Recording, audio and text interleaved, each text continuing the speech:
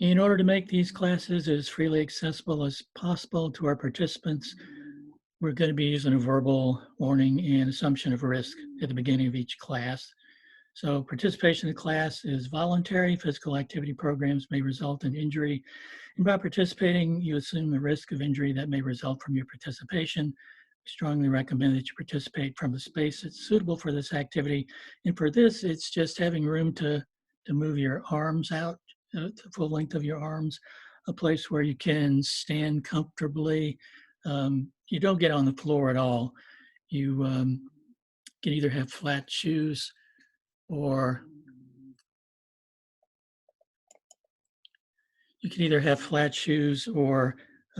bare feet.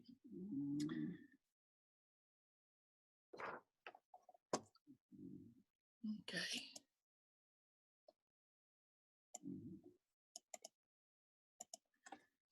So we're going over the verbal warnings of assumption of risk and that sort of thing. You're encouraged to stop if you experience pain or injury, seek any appropriate medical advice or care as needed. William & Mary Health and Wellness strongly recommends that each person have an annual physical examination and follow the advice of healthcare providers before participating. I've been doing Tai Chi and Qigong for about 20 years now. It's including yoga. It's been the most safe thing I've ever taken. I've had some yoga injuries where teachers had you stretch and hold it a little bit too much, or they come in and adjust you. We don't do that. So you stay in your comfort zone. There's a 70% rule. You only do 70% of whatever you can do at this moment. So you ease into things if you're familiar with the concept of flow. And flow in this, we're just going to have you sort of being like the water flowing along, going into things gently.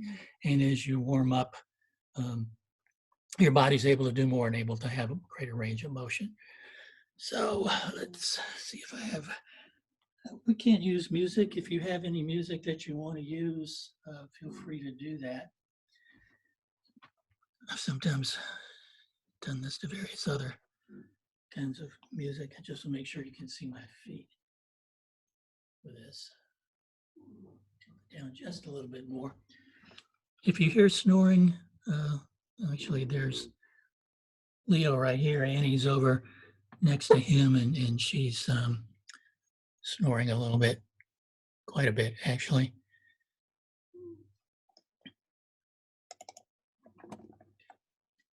Okay, we got one more person in, so just if you're newly arrived, just make sure you stay in your comfort zone. You don't do anything that's going to cause you any difficulty. Actually, they don't practice Tai Chi, they play Tai Chi in China. So you should be able to smile in everything you're doing. It's all based in nature, and the very first part of it is getting yourself in harmony with gravity. So we want to get ourselves as balanced as we can, and everybody's body structure is a little different. So it's going to be a little bit different for everybody, but you start off with your feet. And your feet are going to be your foundation that you're building like you're going to build a house that you want to last for a very long time. Your feet are about shoulder width apart, as parallel as you can get. If you have issues with hips, knees, or ankles, and you need to have your toes out a little bit, that's okay. Chinese medicine, they see illness and injury as a result of either too much energy, too little energy, usually blocked or stagnant energy. So they try to get you in a position where you're breathing as easily as possible, blood's flowing as efficiently as possible, nerve impulses are flowing along the nervous system as efficiently as possible. And they also have something they call Qi, similar to prana in yoga, but it's sort of translates as vital energy. That if you've ever had acupuncture, that's what it was doing. It was trying to get Qi flowing in your body. You have acupressure points that you also use in Qigong and Tai Chi. The first couple we'll talk about are called bubbling wells, Yong Chen. It's a K1 acupressure point in the kidney meridian. It's at the middle of the forefoot, so it's about right here. You can visualize an energetic connection to the earth, just sealing you to the earth. Especially in Yang family Tai Chi, they use rooting as a concept, and that's roots like tree roots growing down into the ground. And to have each foot as stable as possible, There's a lot of visualization in this. You visualize roots growing from the ball of the foot at the base of the big toe, the ball of the foot at the base of the little toe, in the center of the heel. So you have a triangular, stable connection to each foot, just really drilling down into the earth. They use that for stability. They use it to visualize energy coming up from the earth, or clean energy, yin energy coming up from the earth, or moving stagnant energy down into the earth. If you're like me and your feet are a little flat, and getting your feet firmly connected like that tends to make your knees go in a little bit, just raise your arches up until your knees are pointed in the same direction as your toes. And everything we do, your knees and toes are going to be pointed in the same direction. So even if I take a stance like this, where I have one foot and toes towards the front, the other foot at a 45-degree angle, if you look at it from the side, knee is never going to go beyond the toes. If I drop a line, it's going to go somewhere in this area. Once you're firmly connected to the earth, you want to connect yourself upwards. You have another acupressure point. It's the meaning of 100 places. The Ba Wei is the same as the crown chakra in yoga. You visualize an energetic connection there pulling you up, a line attached there pulling you up, stretching you towards the sky, making you taller. Stack your vertebrae on top of each other and starts to make some adjustments to your body. Tops of your hips become parallel to the floor. Your hips move back just a little bit. Your tailbone drops down a little bit. That flattens out your stomach. It flattens out your lower back. As you're pulled upwards, shoulders relaxed in a center line and they're parallel to the floor. So you don't have your shoulders up around your ears, but they're not pulled back at attention. They're not slouched forward like you're feeling sad. They're just relaxed right down the center. The back of your head is pulled upwards, your chin tucks in a little bit, and it moves your head back just a bit, so that your head becomes nice and balanced on your shoulders. One of the big things I found over the years with helping people manage pain is a lot of times pain is just because of our posture. So with this, we're trying again to get ourselves in the most efficient posture we can.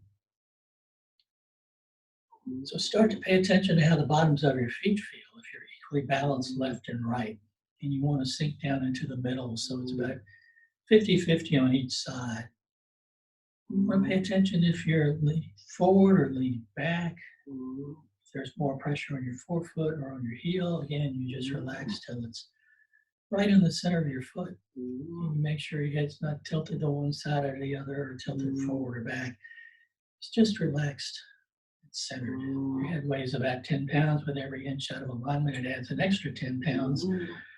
But your neck and shoulders and lower back have to keep up. So if you're walking around like this, looking at your phone and your head's tilted forward, you're putting some stress on your neck and shoulders. There's a little bit of a bend in your knees, and there's always going to be a little bit of a bend in your knees and your elbows. You never fully extend the joint. You can hyperextend it. You never fully compress the joint. You can also injure it. Softness overcomes hardness, and flexibility overcomes rigidity is a major part of this. Once you're in balance and in harmony with gravity, you focus on the breathing. You inhale through your nose down to your diaphragm, and you fill your lungs up from the bottom up. A stress-related breath is breathing from up here. A relaxation response breath is breathing from your lower abdomen. And the first 6 or 7 years of our lives, we naturally breathe from down here, but as we get older, get more stressed, breathing starts to move upwards, and our posture starts to deteriorate. If you want to do a quick experiment, you can put one hand up here, one hand down here, and breathe just like you normally breathe, and see which hand is the hand that's moving. If it's up here, it's not a very efficient way to breathe, and it triggers our stress response system to breathe more quickly. And when we breathe from down here, the breathing slows down, you get more oxygen. It also lowers your blood sugar, lowers the cortisol levels. Just practicing breathing from down here can make a major change in how you're feeling stressed. It can invoke the relaxation response. As you breathe out, you pull the pelvic floor up to move as much air out as you can. You can breathe in and out through your nose. I know it's tree pollen time, so if that's difficult, that's okay to breathe through your mouth. The reason Chinese medicine recommends you using your nose is because it helps start to filter the air. It starts to warm it up. It starts to add some moisture to it. It makes it a little bit easier on your throat and lungs. When you exhale, if you want to breathe out through your mouth, that's okay. And you can even use a sound. Sound is used a fair amount, in taijiquan Qigong especially. And you can just sigh. That sound, you let whatever tenseness, whatever tightness you have inside, just flow out with a sound and away from you and just dissipate and go away. There's one other aspect to the breathing is, remember we talked about qi flow, and they see you as having meridians where energy flows in your body. The major one starts at the tip of your tongue, runs down the front of your body to the perineum. The other one runs from the perineum up the back of your body, around the top of your head, into the roof of your mouth. So typically, you would have your tongue touching the roof of your mouth during the breathing. If you exhale through your mouth, you just let it go. Otherwise, you would have your tongue touching there. Again, it doesn't matter if you believe that or not. But one of the other things it does is if clenching your jaw, grinding your teeth is a way that you express stress and anxiety, even to the point of sometimes developing TMJ. When you press your tongue there and just right, you disengage the muscles in your jaw. So you disengage those muscles and you can't clench your teeth. Just breathe at your own pace. If you feel any tightness or tension anywhere, just start to focus on where that is. Start to breathe into it, let it soften. Let the exhale be just a little bit longer than the inhale. Again, that gets the relaxation response going. Just let all the muscles in your face relax. We express emotions with our faces. All the muscles in your face just soften. We're going to start at the top and work our way down, so just follow me. Again, stay in your comfort zone. There's a concept called wu-wei, or effortless effort. Don't push anything. 70% is fine. You let your arms float up like water's floating them up. Till they get about shoulder high, your palms are facing, you turn your hands towards your face.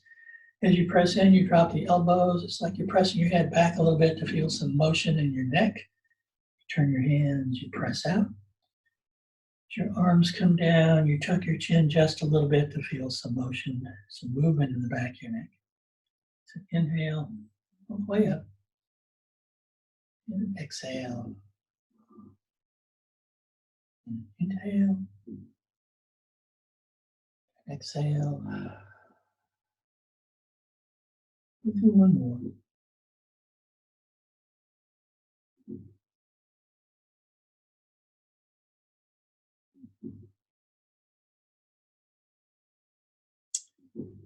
Come back to the center.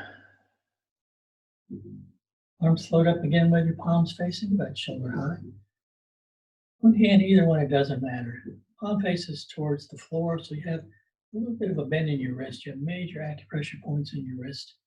And it's called settling your wrist, and that activates that acupressure point. Other arm folds over, keeping your shoulder relaxed. You have another acupressure point in the center of your palm where your fingers touch, called the Lao Gong point, or the work palaces. Upper dantian, same thing as a third eye in yoga. And you want to keep these 2 points in line as you move just your head and your arms, 70% of your range of motion to that side. Come back to the center, the lower hand comes up, palms face briefly. And then exhale to the side. Inhale to the center.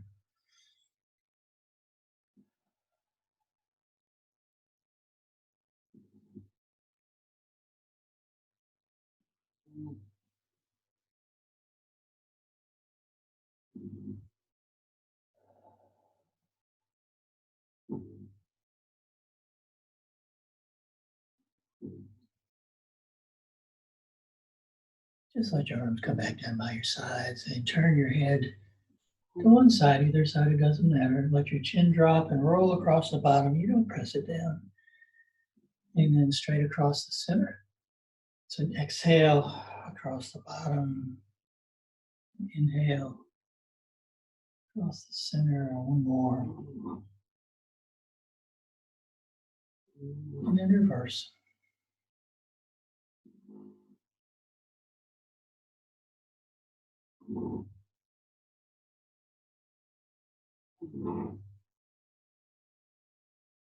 Back to the center. For shoulders, you're just going to do forward shoulder rolls very gently. If you have issues with rotator cuffs, just rotate your arms so your palms are facing towards the back and you can make the circles with your elbows. Makes it a little bit easier. And then just reverse.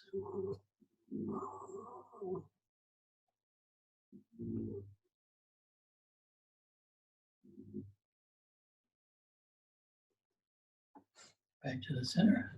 Let your arms come up, palms face down, palms face up, fold over, diagonally face downwards towards you. This one is sometimes called just gathering energy from the earth and from the heavens. Again, it's a visualization.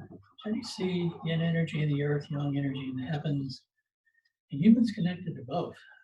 We're trying to ground in each one so you can visualize yin energy coming into those Gong points, yang energy coming into those Gong points, pressing it down through your body. Stagnant energy going out through those bubbling wells. Again, it doesn't matter if you believe it or not. The visualization is pretty powerful. It's used in healing, in medicine, east and west. It's used in improving athletic performance as well. Come back to center. Arms come up, palms face. Bring your forearms together. Feel the muscles on the upper back. Stretch out a little bit. The upper chest. That's an inhale. And exhale.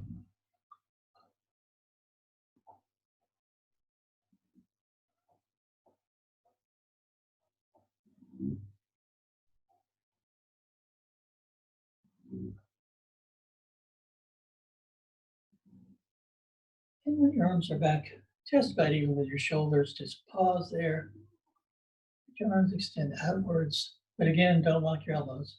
Inhale as they come back, but don't fully compress your elbows. Just want to loosen them up a little bit. Exhale out and inhale back.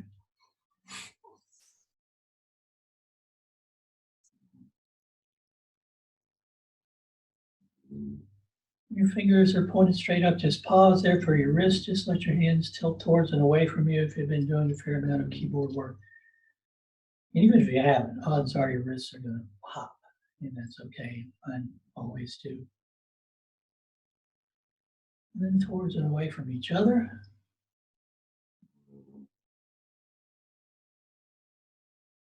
And circles one way, and the other way.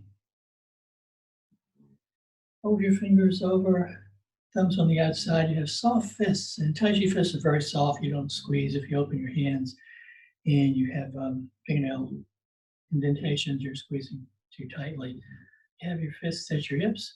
You reach out to punch as you do. You rotate your arm. You open your hand. Feel those fingers open up and expand, and then curl.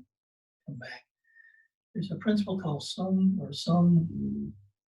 It's the expansion and contraction of the joints. It's the yin yang. So as your arm goes out, you visualize all the joints just expanding outwards, but again, keeping that softness in the elbow. It's an exhale. Inhale on the way back, and the joints just come back to where they were.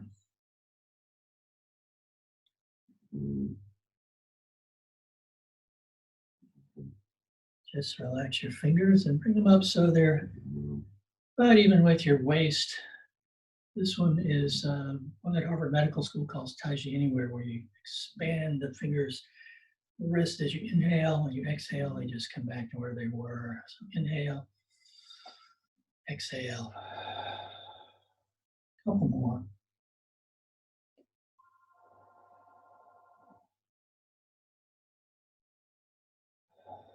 Back to center.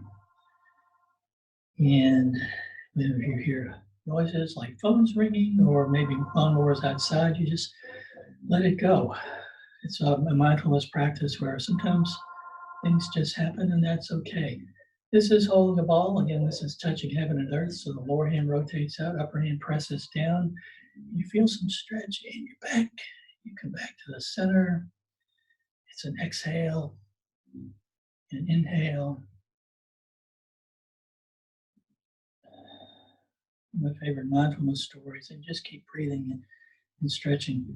It had to do with a workshop that a Buddhist psychoanalyst was doing in New York, and they had the windows open.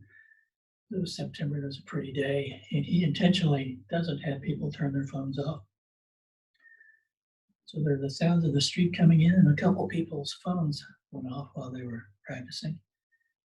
And when they were talking about it afterwards, one of the women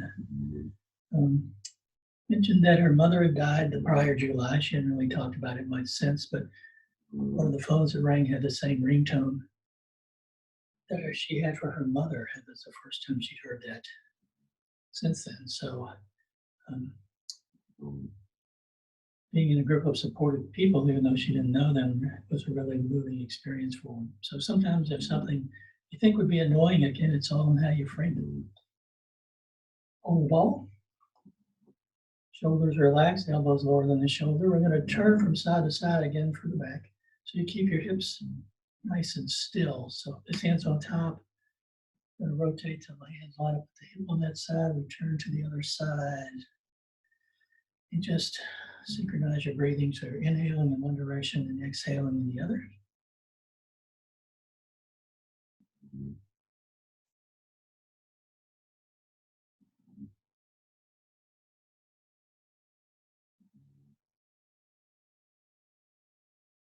Come back to the center, put your hands to one side like you're pressing into a wall. Shift all your weight into that foot.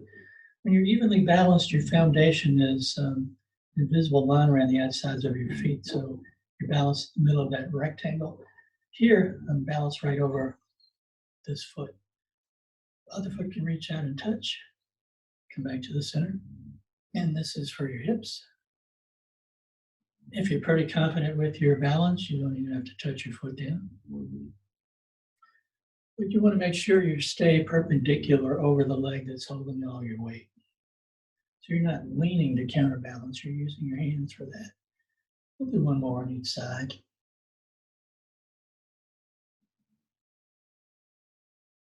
Back to the center, hands come down just like balanced on a railing. Shift all your weight into one foot. The foot goes up, heel touches, comes back. We'll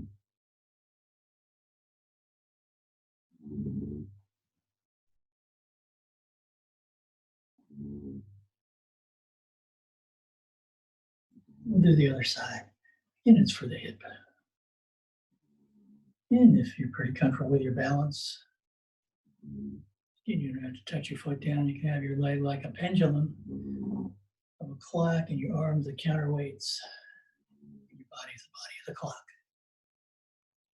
Come back to center, have your toes pointed towards the corner, a little bit of space between your heels, fists at your hips. Shift all your weight into one side, rotate that foot. You go straight out with where your toes were, opposite arm goes out to counterbalance, come back. This is for your knees, other side, and it obviously moves some other parts too. Exhale, inhale.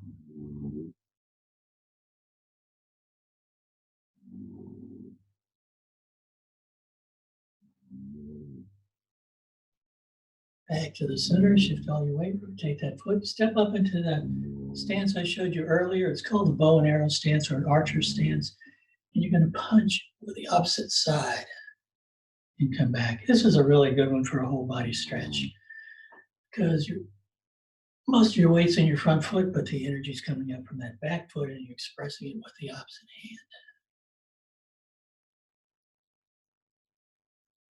This is a really good one for that principle of song, expanding all the joints outward and then letting them come back in.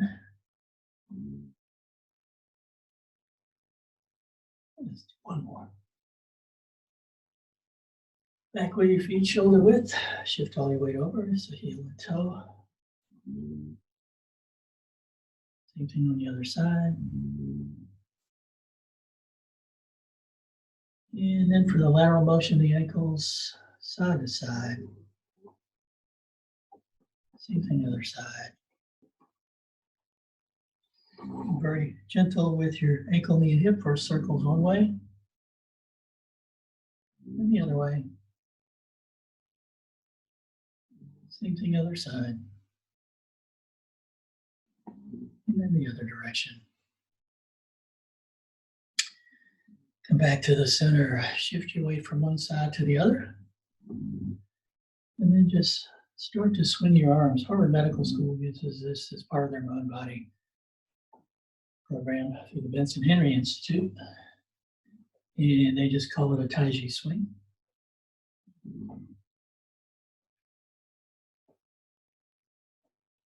They also include tapping with it, or they call it drumming, where you tap acupressure points. First one is just inside the shoulder, just on the lung meridian, and then just the base of the rib cage. Your arms are swinging almost like they're attached directly to your spine. So your shoulders are nice and relaxed. Then you move down just inside the hip, in the front, and in the back is just gently tapping just inside the hip too. And then down just below your belly button, what's called the lower dantian. Yoga, they have chakras, and Qigong and Tai Chi, they have dantian. And there's only 3 of them. Let's come back to the swing. There's one to hit where the third eye is. There's one where the heart chakra is, middle dantian. Lower dantian is the center of gravity. And it's about, depending on who's teaching it, 2 or 3 finger widths below the belly button, 2 or 3 finger widths inside. Just come back to the center.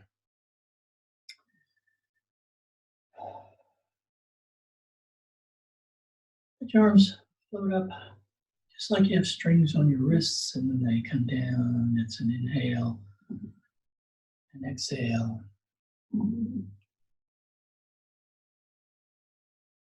Since it's Earth Week, we're going to do one that comes from animal movements. A lot of the movements come from animals. All this is based in Taoist philosophy, which comes from nature. This is just a movement that's opening energy gates, and you balance everything out. And you fold your fingers in like tiger claws. You shift your weight back, you reach up, you grab, just like tiger grabbing dinner, and come down. We'll just do 3.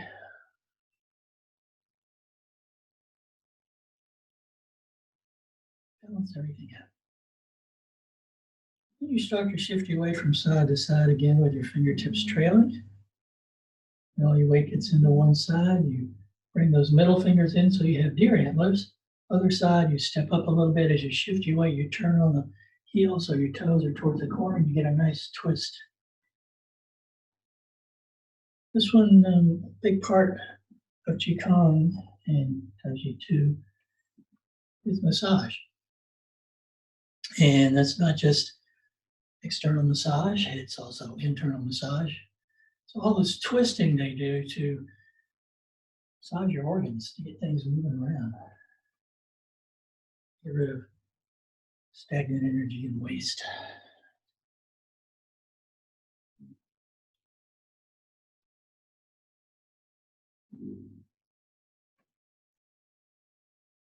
Balance everything out.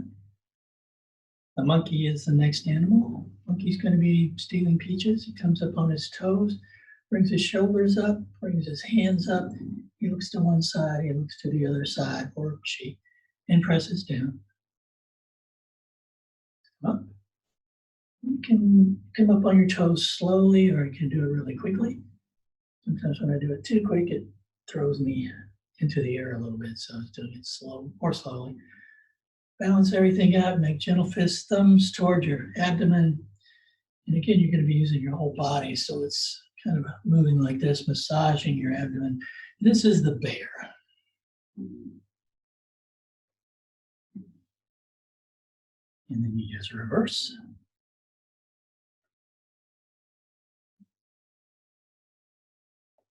Balance everything out. 5th animal is the crane. The crane's getting ready to fly. Just shift all your weight into one foot. Just like you get ready to take off.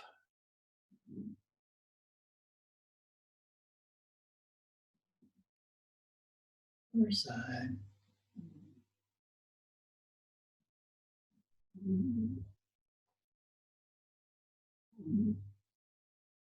Just breathe however's most comfortable for you.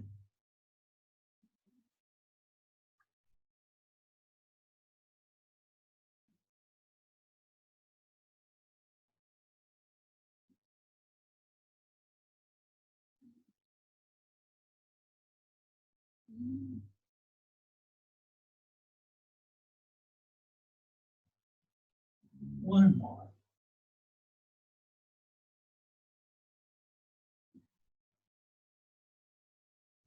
Balance it all out.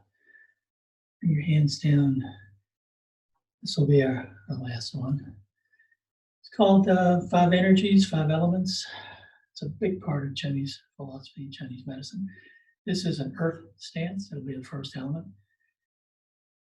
And it's basically a standing meditation. Just breathe. So inhale. Exhale. A couple more.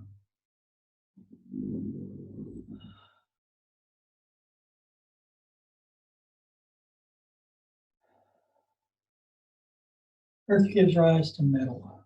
It's easy to remember because we mine metal from the earth, and it's one called open and close. It's an inhale and an exhale.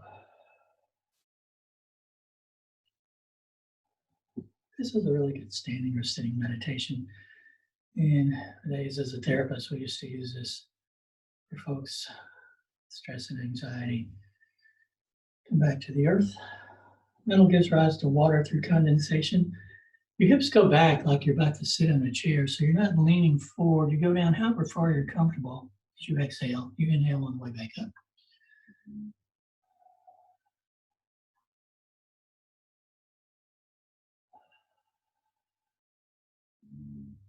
That was water. Water gives rise to wood, which is just a big old circle in the front. It's an inhale and an exhale.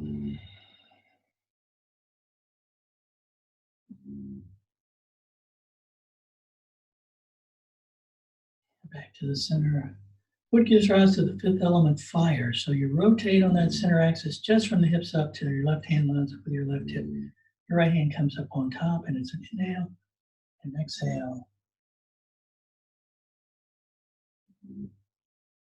We'll rotate to the other side, keeping the palms facing as we do. Inhale, exhale. Back to the center, back to earth. Hands come up, and first there's a massage down the back if you need to spend some extra time in the lower back and the kidney area. Up the front and sides.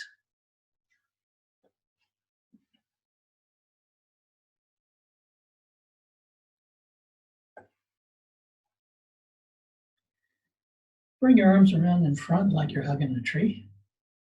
Big old circle. Shoulders nice and relaxed. Elbows dropped. So bend in your knees. So it's a modified horse riding stance.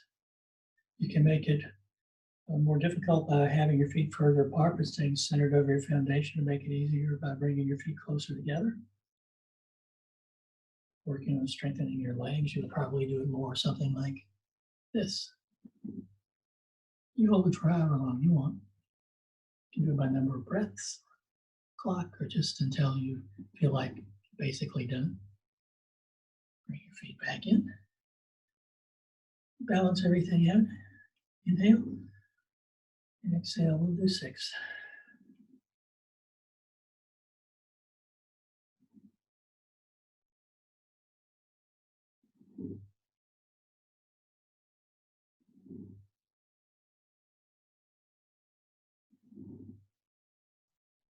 Again, your feet come together. Left hand is flat with the thumb folded over, right hand's a fist, and they come together. Thanks for joining me. I'll cut the recording off, and if you have any questions, we can do that. Stay safe and well.